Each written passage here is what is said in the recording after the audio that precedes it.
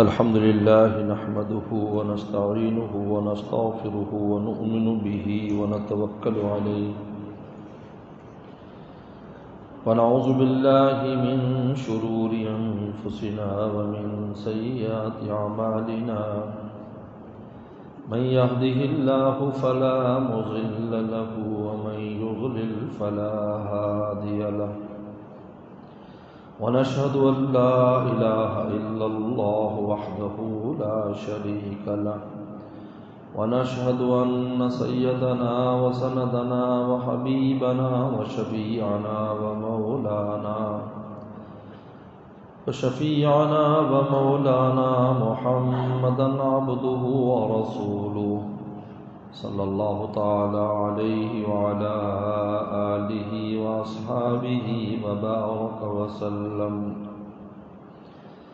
أما بعد فأعوذ بالله من الشيطان الرجيم بسم الله الرحمن الرحيم فإذا قضيت الصلاة فانتشروا في الأرض وابتغوا من فضل الله واذكروا الله كثيرا لعلكم تفلحون. وقال النبي صلى الله عليه وسلم اذكر الله في الرخاء يذكرك في الشدة وكما قال عليه الصلاة والسلام صدق اللہ صدق رسولہ النبی الکریم. میرے محترم بزرگ اور دوستو، اللہ تعالیٰ نے قرآن مجید میں فلاح پانے کا ایک نسخہ بتلایا ہے کہ تمہیں فلاح کیسے ملے گی. دو لفظ بڑے عجیب ہیں اور بڑے جامع ہیں، عافیت اور فلاح. عافیت اور فلاح کہتے ایک انسان کو پوری دنیا مل جائے اور ایک کو عافیت مل جائے تو عافیت والے کو زیادہ دولت مل گئی. عافیت اور فلاح یہ دو لفظ بڑے عجیب ہیں، اس لیے فرمایا صلی اللہ العافیہ، اللہ سے عافیت طلب کرو. عافیت کیا ہے کہ جسم اور روح کو کوئی ایسی بیماری نہ لگے کہ جو اس کو کھا جائے. روح کو بیماری لگتی ہے تو ایمان کو کھا جاتی ہے. جسم کو بیماری لگتی ہے، کورونک بیماری، کینسر، کرونا، ساری چیزیں جو جسم کو فنا کر دے. عافیت سے دو نعمتیں مل جاتی دنیا میں کہ اس کی روح سے بھی اللہ کوئی ایسا گناہ نہیں ہونے دیتے جس سے اس کی روح فنا ہو جائے، اور کوئی ایسی جسمانی بیماری نہیں دیتے کہ اس کا جسم فنا ہو جائے. اور آخرت میں کیا نتیجہ نکلتا ہے کہ اس کی خطاؤں کو معاف کر دیتے ہیں اور جنت میں بھیج دیتے ہیں. یہ عافیت کا مختصر سا مفہوم میں نے آپ کے سامنے رکھا تاکہ یاد بھی رہے، سمجھ میں بھی آئے. نے فرمایا صلی اللہ العافیہ، عافیت طلب کرو. میں نے بزرگوں میں حضرت ڈاکٹر عبدالحی صاحب رحمۃ اللہ علیہ کو اللہ اکبر اتنی کثرت سے یہ لفظ بولتے دیکھا ہے. لوگوں کہو اللہ معافینا وعفنا، کہو اللہ معافینا وعفنا، کہو اللہ معافینا وعفنا. یعنی وہ ایک منٹ میں پتہ نہیں 20 بار یہ لفظ دہرا دیا کرتے تھے. ہم جب میں بنوری ٹاؤن پڑھتا تھا تو حضرت تشریف لاتے تو ہم طلبہ کو بھی یہ کہتے بھئی کہو اللہ معاف. ایسا زبان پر الحمدللہ چڑھا ہے کہ ہر وقت رہتا ہے. اور ایک فلاح کا لفظ ہے. فلاح کا مطلب کیا ہوتا ہے؟ خیر الدنیا والآخرہ، دنیا کی ہر طرح کی خیر اور آخرت کی ہر طرح کی خیر جس انسان کو مل جاتی ہے وہ فلاح پا گیا. تو اللہ تعالیٰ فرماتے ہیں کہ تمہیں فلاح کیسے ملے گی. سورہ جمعہ میں ارشاد فرمایا فَإِذَا قُضِيَتِ الصَّلَاةُ کہ جب نماز تم پڑھ لو جمعے کی، فانتشروا فی الارض، زمین میں پھیل جاؤ. کس لیے پھیل جاؤ؟ وابتغوا من فضل اللہ، اللہ کے فضل کو تلاش کرو، رزق کو تلاش کرو. یہاں بڑا ایک عجیب نکتہ ہے کہ رزق نہیں کہا رزق تلاش کرو، فضل تلاش کرو، کہ تمہیں جو رزق ملے گا وہ فضل الہی سے ملے گا. تلاش کرنا تمہارا کام ہے، دینا فضل الہی کا کام ہے. کبھی اپنی طاقت پر ناز نہ کرنا، میں بڑا ہوشیار ہوں، مجھے کاروباری بڑی مہارت آتی ہے، میں نے MBA کیا ہوا ہے، میں نے بزنس پڑھا ہوا ہے. پہلے لوگ تم سے بڑے بڑے تاجر تھے، کوئی بزنس نہیں پڑھا ہوا تھا، کوئی MBA نہیں پڑھا ہوا تھا. وابتغوا من فضل اللہ، اللہ فرماتے ہیں ہمارا فضل ہوتا ہے. حکیم الامت تھانوی رحمہ اللہ فرماتے ہیں یہ جتنی کاروباری شکلیں، جتنی رزق کے وسائل ہیں، یہ پلیٹیں ہیں. ہمارا کام ہے پلیٹ لے کر دربار الہی میں جانا، اور اللہ کا کام ہے اس میں ڈالنا. یہ سنت الہی ہے. لیکن حضرت نے ایک اگلا جملہ بھی فرمایا کہ کتنی مخلوقات ہیں جن کو پلیٹ بھی خود دیتے ہیں، ڈال کے بھی خود دیتے ہیں. بولو. حدیث شریف میں آتا ہے کہ چڑیا صبح کو نکلتی ہے، فرمایا کہ وہ خالی پوٹے ہوتی ہے، شام کو آتی تو اس کا پوٹا بھرا ہوتا ہے. بلکہ اس کے بچوں کے لیے ہم اپنے بچوں کو سیری لیگ کھلاتے ہیں.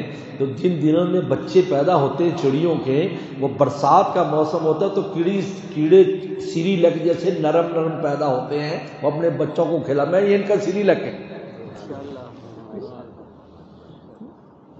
وابتغوا، یہ میرا آپ کا کام ہے، ابتغاء، تلاش کرنا. اس لیے انسان رزق حکم الہی سمجھ کر تلاش کرے کہ میں دکان پر اس لیے جا رہا ہوں کہ اللہ کا حکم ہے، میں کھیت اس لیے کر رہا ہوں کہ اللہ تعالیٰ کا حکم ہے، میں نوکری اس لیے کر رہا ہوں اللہ تعالیٰ کا حکم ہے. واللہ میرا آپ کا کاروبار، کھیتی، نوکری کرنا اللہ تعالیٰ کے کھاتے میں پڑ جائے گا. ہم اپنی پیٹ کیجیے، پیٹ کیجیے. پیٹ کیا ہوتا ہے؟ اس کا حکم ہے. پیٹ کو حکم بناتے، پیٹ کا حکم ماننا ہے ہم نے. عجیب بات ہے. اس لیے بزرگوں نے لکھا ہے کہ جس دن تم کو نیت کرنی آ گئی، اس دن تم نے خدا کے راستے میں قدم رکھنا. اب اللہ بتاؤ یہ اللہ کا حکم ہے یا نہیں؟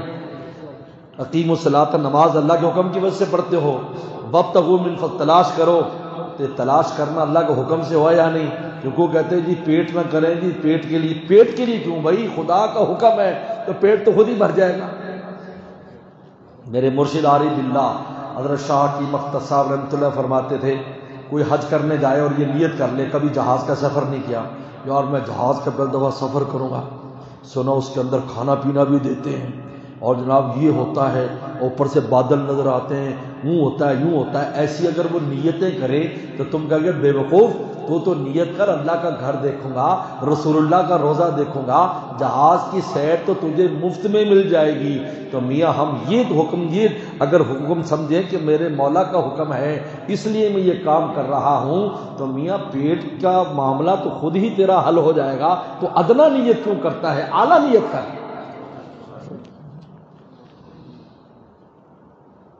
کیونکہ جب انسان کی نیت ادنا ہوتی ہے، سنو، اس کی ہمتیں بھی کمزور ہوتی ہیں. میں آپ سے پوچھتا ہوں، ماشاءاللہ آپ کراچی والے بائی روڈ بہت ٹریول کرتے رہے، وہ خنجراب تک پہنچتے اور وہ پتہ نہیں کہاں کا چلے جاتے. مجھے آپ بتاؤ، آپ نے لاہور کی نیت کی ہے، حیدرآباد کا سفر محسوس ہوگا تمہیں؟ بولو. اور اگر حیدرآباد کی نیت کی ہے تو نوری آباد پر ہی تھک جاؤ گے، یار نوری آباد کب آئے گا، تو نوری آباد کب آئے گا. جب رضائے الہی کی نیت کرو گے تو زندگی آسان ہو جائے گی. تم نے اونچی منزل کی نیت کر لی تو درمیان کی منزلیں تو خود ہی حل ہوتی چلی جائیں گی. جو غم ملا غم جانا بنا دیا، آلام روزگار کو آسان بنا دیا. فرمایا وابتغوا، تلاش کرو میرا حکم سمجھ کر. کیا تلاش کرو؟ من فضل اللہ. اللہ تیرا فضل لینے کے لیے میں دفتر جا رہا ہوں، تیرا فضل لینے کے لیے فیکٹری جا رہا ہوں، تیرا فضل لینے کے لیے دکان پہ جا رہا ہوں، تیرا فضل لینے کے لیے کھیتی میں جا رہا ہوں. اللہ تیرا فضل وہاں پر ہے. جس رزق کو اللہ اپنا فضل کہیں کتنا محترم ہے، بولو کتنا محترم ہے. اس لیے رزق کی ناقدری حرام ہے، اس لیے کہ یہ فضل الہی ہے. تم فضل الہی کو معمولی سمجھتے ہو، اس کی توہین حرام، اس کی توہین حرام ہے. اس لیے حکیم الامتحان یہ فرماتے ہیں کبھی بائیں ہاتھ سے لینا دینا نہ کرو پیسوں کا، یہ اللہ کا فضل ہے. تم اللہ کے فضل کو الٹے ہاتھ سے لیتے ہو، توہین کرتے ہو اللہ کے فضل کی. امام سفیان ثوری رحمۃ اللہ علیہ بہت بڑے انسان ہیں، بڑے محدث ہیں.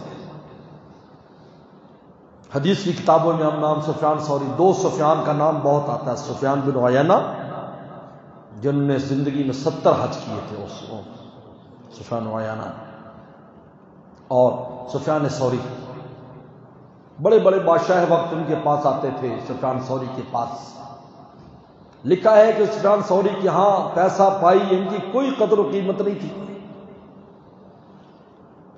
کبھی توجہ بھی نہیں دیتے تھے ان کی طرف، پیش کرتے تھے واپس کر دیتے تھے کہ تمہارا پیسہ مشکوک ہے، بادشاہوں کا تو پیسہ ایسے ہی ہوتا ہے. تو ایک بار حضرت کہے کہ درہم جو چاندی کا ہوتا ہے، دینار سونے کا ہوتا ہے. تو حضرت جا رہے تھے، مکہ شریف میں رہتے تھے، تو وہ گر گیا حضرت کا، جیسے پیسہ گر جاتا ہے. وہ سکہ تھا تو وہ مٹی میں مل گیا. تو حضرت بیٹھ کے اس کو تلاش کرنے لگے، ایسے تلاش کرنے لگے اس کو، تلاش کرنے. تو شاگرد پیچھے ہیں، عقیدت مند پیچھے ہیں، سب کھڑے ہیں. وہ حضرت وہ درہم تلاش کر رہے ہیں. خیر وہ مٹی میں سے مل گیا، حضرت نے صاف کر کے اس کو پھر اپنی تھیلی میں ڈال لیا. تو کسی نے کہا کہ حضرت بادشاہ لاکھوں پیش کرتے ہیں تو لات مار دیتے ہیں، اور یہاں درہم کے لیے کتنی دیر سے مجمع کھڑا اور آپ تلاش کر رہے ہیں. فرمایا یہ جو رزق میرا تھا نا، یہ اللہ کا فضل ہے. اللہ کے فضل کو یوں پھینک دینا اور پرواہ نہ کرنا، رب ناراض ہوگا. اس کو اہمیت دکھائی، اللہ تو نے جو فضل دیا میں تلاش کر رہا ہوں، اگر پھر نہ ملے تو کہے گا بھی کوشش تو کی بنا میرے بندے نے. آج ہم اپنے اس مال کو ضائع کرتے ہیں، اور میں بہت کما رہا ہوں، ادھر لگا دو ادھر لگا دو ادھر لگا دو. یہ بھول جاتے ہیں اس کا فضل ہے جو تیرے پاس آیا ہے، اس کو لگا تو طریقے سے خرچ کر. اللہ فرمایا الاقتصاد نصف المعیشہ. رسول اللہ نے فرمایا آج ہم معاشیات پڑھتے ہیں اور وہ طریقے کیا سب یہ طریقے ہیں کہ اگلے سے مال کیسے نکالنا ہے، لیکن رسول اللہ فرماتے ہیں کہ میانہ روی سے خرچ کرنا، ضروریات میں خرچ کرنا، ضروریات، اس کے بعد آسائشات اجازت ہے. آسائش کی چیزیں دیکھو، اے سی لگا ہوا اجازت ہے. ضروریات جس کے بغیر گزارا نہیں، آسائشات جس سے انسان کو راحت پہنچتی، تزئینات خوبصورت بنانا. حضرت عثمانی رضی اللہ عنہ نے مسجد کی چھت کو بڑا خود بنایا. یہاں تک گنجائش ہے. نمائشات حرام ہے، اس لیے کرنا دوسرے کے دکھانا کہ اس نے یہ گاڑی لی ہے میں بھی لوں گا، وہ ایسا بنایا میں بھی بناؤں گا. یہاں آ کر حرام ہو گیا. یہاں خدا کے فضل کو جو تم خرچ کر رہے ہو اس کی تم سے پوچھو. وہاں تک گنجائش ہے، 3 طبقے تک کسائشات بھی کر سکتے ہو تم. وابتغوا من فضل اللہ، اللہ کو تلاش کرو. واذکروا اللہ کثیرا، اور کثرت سے اللہ کو یاد کرو. لعلکم تفلحون، تاکہ تم فلاح پا جاؤ. فلاح پانے کا نسخہ بتایا، کثرت سے مولا کو یاد کرنا. اللہ تعالیٰ کو کثرت سے یاد کرنے والے کو فلاح ملے گی. فلاح خیر الدنیا والآخرہ، دنیا کی خیر بھی آخرت کی خیر بھی. یہ تو یاد ہی ہو گیا ہوگا، تو مشکل کام نہیں. ہم مدرسوں میں طالب علموں کو سمجھانے میں ٹائم لگا دیتے ہیں. آپ کو تو مفت میں میں نے مختصر سمجھا دی. دنیا کی ہر خیر، ہر خیر، آپ کا بچہ ہے اس کے لیے جتنی خیر ہے اس کو ملیں گی. طالب علم کے لیے خیر، بچے کے لیے کیا خیر ہے؟ اچھا اسٹوڈنٹ بن جائے، پڑھ جائے، کوئی ڈگری لے لے. میرا آپ کے لیے خیر یہ ہے کہ میں جس منصب پر ہوں تو مجھے وہ ملے. اور دنیا آخرت کی ہر خیر. فرمایا کہ واذکروا اللہ کثیرا، کثرت سے ذکر کرو، کثرت سے یاد کرو. اب کثرت سے کیسے یاد کریں گے؟ اس کے 3 طریقے ہیں. بس 3 طریقے. 3 طریقے اگر ہم اپنا لیں گے ہم کثرت سے اللہ کو یاد کرنے والے ہوں گے۔ اور اللہ تعالی یہ عین اس وقت فرمایا ہے، ہم یہ کہتے ہیں جی میں بڑا مصروف ہوں حضرت صاحب، ٹائم بس میرے پاس ٹائم نہیں ہوتا، میں ٹائم سے فارغ ہو جاؤں تو پھر میں تلاوت کروں گا، ذکر کروں گا، یہ کروں گا، وہ کروں گا۔ اللہ تعالیٰ نے ذکر کا حکم کب دیا ہے؟ وَابْتَغُوا مِن فَضْلِ اللَّهِ، جب تم رزق تلاش کر رہے ہو اسی وقت ہمیں یاد کرنا ہے۔ تو یہ جو کہتے ہیں کہ فارغ ہو کر ہم کریں گے، تو اللہ بھی کہہ دیتے جب تم فارغ ہو جاؤ تو پھر کرنا نہیں، اسی میں مولا کو یاد کرنا ہے۔ جس وقت مولا کا رزق تلاش کر رہے ہو، تم دکان پر بیٹھے ہو، جس وقت تم کھیتی میں ہو، اس وقت بھی تم کو مولا کو یاد کرنا ہے۔ تو مجھے بتاؤ اتنی مصروفیات میں اگر ہم مولا کو یاد کریں گے تو پھر وقت جب خالی ہوگا تو کیوں نہیں یاد کریں گے؟ اب کثرت ذکر کیا ہے؟ نمبر 1 زبان سے ذکر کرنا، اللہ کو یاد کرنا، کوئی تسبیح، اللہ کا کوئی نام زبان سے لے رہے، تسبیح ہاتھ میں کوئی ضروری نہیں، گننا بھی ضروری نہیں ہے، ایسے پڑھتے رہو، ایسے پڑھتے رہو۔ ایک بزرگ تھے وہ تسبیح نہیں پڑھتے تھے، ویسے ہی پڑھتے رہتے تھے، کبھی کلمہ پڑھ لیا، کبھی درود پڑھ لیا، تسبیح نہیں کرتے تھے، اتنے پڑھ لی اتنے پڑھ لی۔ تو کسی نے کہا کہ حضرت اب تسبیح استعمال نہیں کرتے، تو کہنے لگے اللہ کون سا ہمیں گن کے نعمتیں دیتا ہے جو ہم گن گن کے بھیجے، چاہے تھوڑا ہے لیکن ہم کہ اللہ جی ہم نے بھی بغیر ایسے ہی بھیج دیا آپ کو، کیونکہ آپ بھی ایسے ہی دے رہے ہیں بغیر گنے۔ زبان سے ذکر کرنا، اس کی عادت ڈالے، تلاوت اور ذکر، جب موقع ملے تلاوت کر لیں، جب موقع ملے ذکر، چلیے ذکر تو آپ کے کسی کام میں رکاوٹ بھی نہیں ہوگا، کام کرتے رہیں، سبحان اللہ پڑھ لیا، الحمدللہ پڑھ لیا، کچھ پڑھ لیا۔ ایک تو یہ عادت ڈالنی ہے، اور کبھی سکون سے بیٹھ کر بھی ان کو یاد کرنا ہے، لیکن کوئی اتنا زیادہ بھی نہیں ہے کہ آپ، میرے مرشد فرماتے تھے جب اگر زیادہ ذکر سے دماغ پر سو وہیں بند کر دو، اس کو وہیں بند کر دو، آدھی تسبیح تو آدھی تسبیح بس کافی ہے۔ اللہ تعالیٰ کو یہ نہیں چاہیے کہ آپ نے پوری تسبیح کی ہے۔ ایک صحابی تھے، رات کو تہجد میں اٹھ کر 2-4 رکعت تو پڑھ لیتے، بات ان کو نیند آتی، انفر میں سو جاؤ، جب طبیعت اچھی نشاط ہوگی تو پھر پڑھ لینا، کیونکہ اللہ تعالیٰ کو قلیل عمل بھی ہو اللہ کو پسند ہے، لیکن دائماً ہونا چاہیے۔ ایک تو ذکر کی عادت ڈالیں، لیکن کثرت ذکر سے مراد ابھی سمجھ میں آ جائے گا آپ کو، ہمارا ذکر کیسے کثیر ہوگا، کچھ نہ کچھ اللہ کا نام لے۔ نمبر 2 سنت دعاؤں کا اہتمام کریں۔ حضرت شاہ ولی اللہ رحمہ اللہ فرماتے ہیں جو آدمی ہر کام پر رسول اللہ نے جو دعا تلقین فرمائی ہے اس کا جو اہتمام کرتا ہے، کیونکہ ہر دعا میں، ہر کام میں ایک ابتدا میں دعا ہوگی، ایک اختتام میں دعا ہوگی۔ آپ مسجد میں آئے تو ابتدا کی دعا تھی، جب جائیں گے تو اختتام کی دعا ہے۔ آپ روٹی کھاتے تھے کہ ابتدا کی دعا ہے، جب کھا چکتے ہیں تو اختتام کی دعا ہے، جب آپ سوتے ہیں تو ابتدا کی دعا ہے، جب اٹھتے ہیں تو اختتام کی دعا ہے، بیت اللہ جاتے تو ابتدا کی دعا ہے، جب نکلتے تو اختتام کی دعا ہے۔ جب یہ دونوں دعائیں جو ابتدا اور اختتام کی پڑھتا ہے، اس کے بیچ کا وقت اللہ تعالیٰ کی یاد میں لکھا جاتا ہے۔ ساری رات سویا رہا اور فرشتوں نے لکھا ہے کہ ساری رات ذکر کرتا رہا۔ جیسے حدیث شریف میں آتا ہے عشاء کی نماز جماعت سے پڑھی، آدھی رات عبادت کی، فجر جماعت سے پڑھی، پوری رات عبادت کرنے کا ثواب اس نے کھایا۔ جیسے میں اکثر دوستوں سے کہتا ہوں، جو بحر الکاہلین ہے، بحر الکاہل ایک سمندر ہے تو بہت سست ہے، بڑا ہے نا، سست ہے، تو میرے مرشد فرماتے تھے آج بھی ہم بحر الکاہل ہیں، یعنی کام کو بھی ہم چوتا ہے، لیزی نیس جس کو کہتے ہیں ماڈرن زبان، لیزی، لیزرڈ کی طرح، تو لیزرڈ لیزی ہوتی ہے نا، جا کھڑی ہو جاتی ہے پھر چلتی ہے، کول بلڈڈ ہوتی ہے، اس کا خون ٹھنڈا ہوتا ہے، جو بھاگتا ہے وارم بلڈڈ ہوتا ہے، لیکن ہم کول بلڈڈ بنے ہوئے سارے۔ تو بحر الکاہلین کے لیے میں کہتا ہوں جو خاص راتیں آتی ہیں جن میں رات بھر عبادت کا ثواب ہے، عشاء فجر جماعت سے پڑھ لیا کرو تو تب بھی پوری رات تمہارے کھاتے میں ہے۔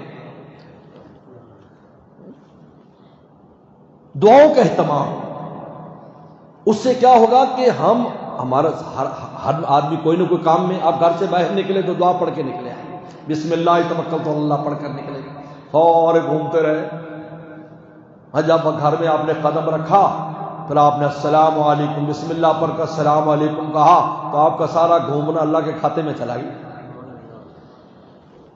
جتنے بھی کام ہیں پیغمبر سلام نے قربان جائیں ہر موقع پر دعا ہے۔ شام ہوئی تو دعا، صبح ہوتی ہے تو دعا، شام کی اپنی دعا ہے، صبح کی اپنی دعا ہے۔ اس سے کیا ہوگا کہ وہ درمیان کا جو سارا وقت ہے وہ یاد الہی میں وذکر اللہ کثیرہ میں شامل ہو جائے گا۔ اور تیسری چیز کہ جو نفس بیٹھا اندر ہمارے ہیں اور شیطان اور معاشرہ، یہ تین چیزیں جو خدا سے دور کرتی ہیں انسان کا نفس، شیطان اور سوسائٹی، برادری، معاشرہ، وہ مجبور کرتا ہے یار چھوڑو یار یہ کیا تم دقیانوسی باتیں کر رہے ہو، آج کل تو یوں ہو رہا ہے، تو آج کل تو یوں ہو رہا ہے، تو آج کل تو یوں ہو رہا ہے، ماڈرن زمانہ ہے۔ میں ایک دفعہ انگلینڈ گیا تو میرا بیان ہوا تو میں نے لوگوں سے پوچھا، تم کہتے انگلینڈ والے بڑے ماڈرن ہیں، کیوں ماڈرن ہیں؟ ننگے پھرتے ہیں، کیوں ماڈرن ہیں؟ شراب پیتے ہیں، کیوں ماڈرن ہیں؟ ڈانس کرتے ہیں کلبوں میں جا کر، یہ بڑے ماڈرن ہیں۔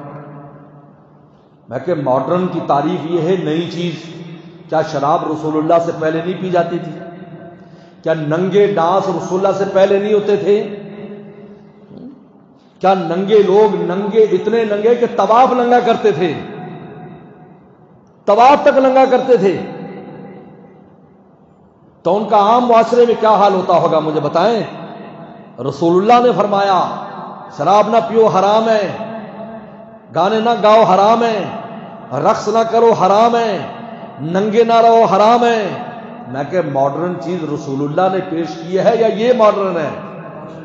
آپ بتاؤ، میں آپ سے پوچھتا ہوں، بڑے پڑھے لکھے لوگ ہیں آپ، اس لیے آپ آفیسرز کالونی، آپ افسر لوگ ہو، اس لیے میں آپ کو سمجھانے کی کوشش کر رہا ہوں۔ مجھے بتائیں ماڈرن وہ ہوتا ہے جو بعد میں آیا، یہ چیزیں تو رسول اللہ سے پہلے ہیں۔ آپ پڑھ کر دیکھیں سیرت کو، آپ سے پہلے ننگے ڈانس ہوتے تھے، ننگے وہ ہو رہے، مجرے ہو رہے ہیں، کنجریاں نچائی جا رہی ہیں، آپ دیکھو جا کر سیرت پڑھو۔ آپ رسول اللہ آئے، آپ نے عورت کو احترام دیا، آپ نے عورت کو عزت دی، اپنے ماں باپ کو عزت دی، اولاد کو عزت دی، ہر طبقے کو آپ نے عزتیں دی ہیں۔ تو آپ مجھے بتائیں ماڈرن تو اسلام ہے، یہ چیزیں ماڈرن نہیں ہیں۔ لیکن خیر، تو میں بات کر رہا تھا کہ جو سوسائٹی ہے اور جو برادری ہے اور معاشرہ، یہ انسان کو گناہ پر مجبور کرتا ہے اور انسان کا نفس مجبور کرتا ہے، شیطان مجبور کرتا ہے۔ تو جس وقت انسان کو گناہ کا تقاضا آتا ہے، اس وقت اگر اس کے تقاضے پر عمل نہ کرے تو یہ اللہ کو یاد کرنے والا شمار ہوتا ہے۔ یہ ذکر کی تیسری قسم ہے۔ دل میں آیا اپنی آنکھ خراب کروں، فرمایا کہ نہیں، میں نے آنکھ خراب نہیں کرنی۔ ایک عجیب بات ہے کہ گناہ کا تقاضے پر جب آدمی عمل نہیں کرتا، اسی تقاضے کو اگلے لمحے نور میں تبدیل کر دیا جاتا ہے، اسی لمحے اس کو نور میں بدل جاتا ہے۔ مولانا رومی نے مثال دی کہ تم کھیت میں گوبر ڈالتے ہو، سٹول ہوتا ہے جو گائے بھینس کا، وہ کھیت میں ڈالتے ہیں، نجس ہے، لیکن کیا ہوتا ہے کہ پانی لگتا ہے، دھوپ لگتی ہے، مٹی میں وہ جب حل ہو جاتا ہے تو وہ پھر اس درخت کا حصہ بن کر بہترین فروٹ بنتا ہے، بہترین فلاور اور پھول بنتا ہے، بہترین اناج بن جاتا ہے۔ تو مولانا رومی فرماتے ہیں نجس چیز کو خدا نے پاکیزگی بھی دے دی، حسن دے دیا، خوشبو دے دی، فرمایا یہ حرام تقاضے پر جب مومن عمل نہیں کرتا، اسی سیاہ اور ظلم والی چیز کو نور میں تبدیل فرما دیتا۔ فرمایا ذات الہی وہ ہے جو حقیقت بدل دیتی ہے، دنیا میں کوئی حقائق نہیں بدل سکتا، حقیقت کبھی تبدیل نہیں کر سکتا۔ یاد رکھ، یہ پلاسٹک جو تھا اس کی شکل بدلی ہے۔ میں گیا تھا ملیشیا، تھائی لینڈ میں، ہمارے بہت سے شاگرد ہیں، ان کے باغات ہیں، تو وہ اس پلاسٹک کی شکل کچھ اور تھی، پھر اس کے بعد وہ دانے بن کے اور بن گئی، پھر کرسی بن گئی، یہ بن گیا۔ آپ کرسی کو جو ہے میلٹ کر کے، لیکن ہے تو وہی پلاسٹک ہی ہے، لیکن ذات الہی وہ ہے جو حقیقت کو تبدیل کر دیتے ہیں کہ ایک نجس چیز کو پاکیزہ کر دیتے ہیں۔ ایک آدمی توبہ کر لیتا ہے، اس کے گناہوں کو نیکیوں میں بدل دیتے ہیں۔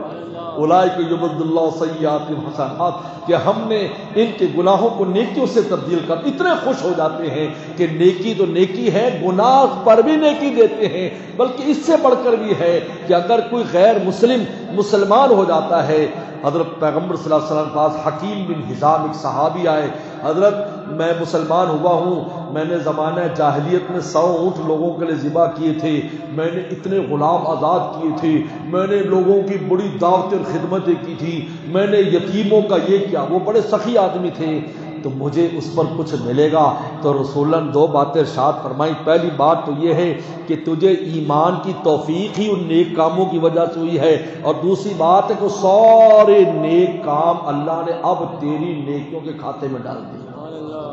تو جو ذات الہی کافر کے مسلمان ہونے پر اس کی حالت کفر میں کی ہوئی نیکیوں کو بھی اس کے کھاتے میں ڈال دیتا ہے، تو مومن جب گناہگار توبہ کرتا ہے، اس کی برائیوں کو اس کو بھی نیکیوں سے تبدیل فرما دیتے ہیں۔ تو حقائق بدلنے پر صرف مولا کی ذات ہے کہ جب اس نفس کے تقاضے پر آدمی عمل نہیں کرتا، اللہ تعالیٰ اسی تقاضے کو نور میں تبدیل کر، جس کو نور تقویٰ کہتے ہیں، جس کا مقام ایمان نور ایمانی کے بعد ہے۔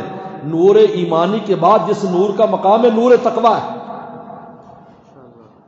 اس لیے اللہ تعالیٰ نے سارے متقین کے لیے سارے وعدے فرمائے ہیں۔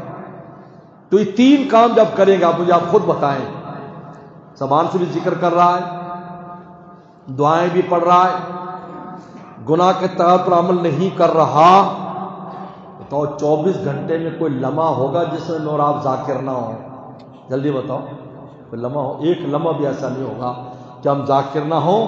لعلکم تفلحون، تو ہمیں کیا مل جائے گی؟ فلاح مل جائے گی۔ بس میرے دوستو، مختصر بات ہے لیکن پلے باندھو۔ بظاہر تو ہیں چھوٹی چھوٹی سی باتیں، بظاہر تو ہیں چھوٹی چھوٹی سی باتیں، جہاں سوز لیکن یہ چنگاریاں ہیں۔ وآخر دعوانا ان الحمدللہ رب العالمین۔ اللہم لک الحمد کما انت، صلی علی محمد کما انت اہلو، وفل بنا کما انت اہلو، فانک انت اہل التقوی والمغفرہ۔ ربنا ظلمنا انفسنا وان لم تغفر لنا وترحمنا لنکونن من الخاسرین۔ اللہم انا نسألک الہدی والتقی والعفاف والغنی۔ اللہم انا نسألک العفو والعافیۃ المعافاۃ الدائمہ فی الدین دنیا والآخرہ۔ اللہم انا نسألک العفو والعافیۃ المعافاۃ الدائمہ فی الدین دنیا والآخرہ۔ یا حی یا قیوم برحمتک نستغیث، اصلح لنا شاننا کلہ ولا تکلنا الی انفسنا طرفۃ عین۔ اللہم واقعتاً کا واقعۃ الولید۔ یا اللہ ہم سب کو ذاکرین کثیر میں شامل فرما، ذاکر اللہ کثیر میں شامل فرما۔ یا اللہ ہر وقت تیری یاد کو، تجھے یاد رکھنے کی توفیق عطا فرما۔ یا اللہ ہر لمحہ حیات میں آپ کو یاد رکھنے کی توفیق عطا فرما، آپ کی ناراضگی سے بچنے کی توفیق عطا فرما۔ یا اللہ تقوی کی دولت ہمیں نصیب فرما۔ یا اللہ سنت کا اہتمام، سنت دعاؤں کا اہتمام ہمیں نصیب فرما۔ یا اللہ ہمیں بھی ہماری اولادوں کو، قیامت تک آنے والی نسلوں کو ہر طرح کے خیر و فلاح اور صلاح نصیب فرما، اور سب کو اللہ والا فرما۔ پوری امت مسلمہ کو ہدایت نصیب فرما، پوری امت مسلمہ کو اپنی ولایت اور خاصہ نصیب فرما، غیر مسلموں کو بھی ایمان کی توفیق عطا فرما۔ اللہ عافیت دار نصیب فرما، رحم کرم اور عافیت کا معاملہ فرما۔ یا اللہ ہمارے تمام مرحومین مرحومات کی مغفرت فرما۔ یا اللہ تمام بیماروں کو شفا عطا فرما۔ ہمارے مفتی تنویر احمد صاحب، ہمارے ساتھی، یا اللہ بڑے پیارے انسان، یا اللہ خدیجہ مسجد ڈیفنس کے امام صاحب بہت بیمار ہیں، ان کو شفا کاملہ عطا فرما، ان کی زندگی نصیب فرما۔ مسعود احمد صاحب بھی بیمار ہیں، 3 دن سے بہت سخت تکلیف میں ہیں، بے ہوش ہیں، یا اللہ ان کو بھی شفا کاملہ عطا فرما، اور جتنے بیمار ہیں سب کو شفا عطا فرما۔ یا اللہ سے رزق کے جتنے وسائل آپ نے دیے ہیں، یا اللہ اس میں خیر و برکت نصیب فرما، خیر و برکت نصیب فرما۔ ہماری کمی کوتاہیوں کو معاف فرما، معاف فرما، معاف فرما۔